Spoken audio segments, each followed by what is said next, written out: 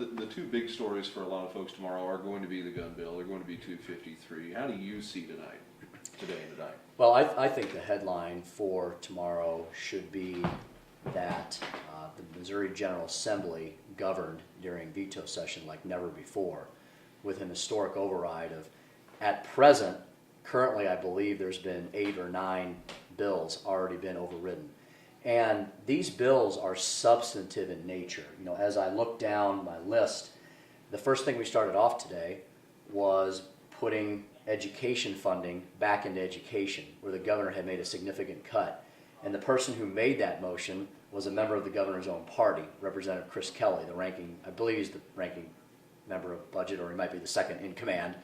But he is a significant force on the Democratic side on the budget, and he works in a very bipartisan way. And so I thought that was significant. You look at bills like the No Pay, No Play bill, a significant bill that, honestly, until we actually opened the board, I wasn't sure if we had the votes. I knew we were very, very close, and that board stayed open a very long time. I think one of the longest today. That is going to protect consumers, protect motorists in our state, and eventually help reduce insurance premiums for all Missourians. A significant, substantive, good government, good policy bill.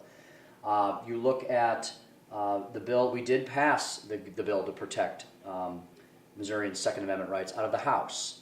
Unfortunately, that bill did die in the Senate. We passed a bill today that has the potential to create over 1,500 jobs for Missourians in southeast Missouri, commonly referred to as the Doe Run bill, but a bill that really impacts that entire industry and helps that industry revitalize itself, rejuvenate itself, instead of being a drain on the state and on the economy. So a true jobs bill was passed in veto session today.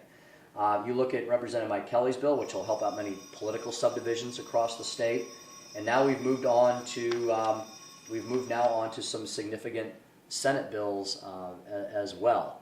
And I think you have substance, you have good government, you have good policy. So they may not be the ones that were of the most interest to the media and the pundits throughout the summer, but they're bills that are going to affect the lives of all Missourians in a positive way now that they've passed.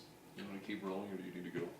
We can keep going. Does just the sheer volume of veto legislation that we had to deal with today a sign that maybe the governor needs to reevaluate his approach during session? I think that's the biggest sign. Oh, the most recent Senate bill we've just overridden, I should point out, is a bill for the entire agricultural industry. I believe every single agricultural commodity group, except for the Farm Bureau, and they were neutral on the bill until today, apparently, for whatever reason. But all the other commodity groups, you know, the dozens of commodity groups were supportive of the ag bill. So the Missouri House passed a bill for Missouri agriculture today as well. So, Jonathan, to your point, I think this sends a clear message to the governor that instead of wasting all of this time during session and then having to come back and spend an inordinate amount of time on veto session, we've been in session now for nearly 12 hours straight, passing legislation all day long. The governor should be involved in the legislative process on the front end. I kept waiting for some significant argument from the other side of the aisle, and it seemed to be token arguments as to why the governor vetoed these bills. It seemed like many of them were just making token arguments, because the reasons the governor gave in some of his veto messages for some of these bills was very simplistic and could have easily been addressed between January and May, when we're all here every single week. I'm hopeful that the governor becomes more engaged in the legislative process next year. I welcome that engagement. That type of compromise would be good for the state, and we could accomplish more in a positive way. So much time has been spent leading up to veto session on 253, not just by your side and the time that you've spent on radio shows and elsewhere, but of course the governor traveling around the state. What do you see happening over the next few months leading up to the next session now that this is out of the way?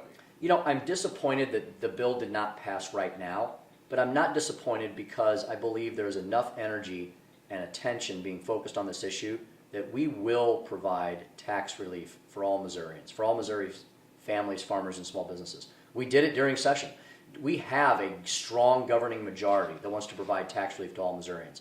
Reaching a veto-proof majority on a subject that has not been debated in the state for nearly a century is a very difficult hurdle to reach, but it's one that we've made significant progress on. So no one should be discouraged about this bill failing. because it was the first time it's been brought forward, and it has a significant governing majority behind it. I think we can take care of a lot of the issues that were brought up by the critics, and then come forward with a bill that is cleaner, more streamlined, more focused, and hopefully is of the type of bill that will reach that supermajority during session next year. Okay. I asked Rick Stream about this, but I want to get your take on it. Of course, the governor tied the money that he withheld in the budget to 253. 253's veto is upheld now. I suppose it's time for that money to be released.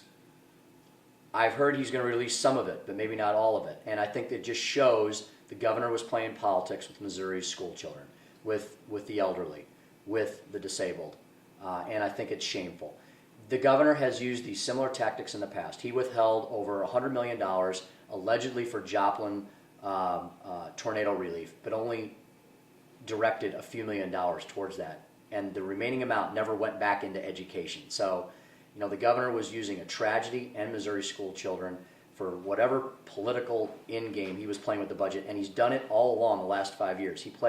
There's all kinds of brinksmanship and gamesmanship with this governor in the budget, and it's really shameful because the Missouri House and Senate, in a bipartisan way, craft these balanced budgets and appropriate this money.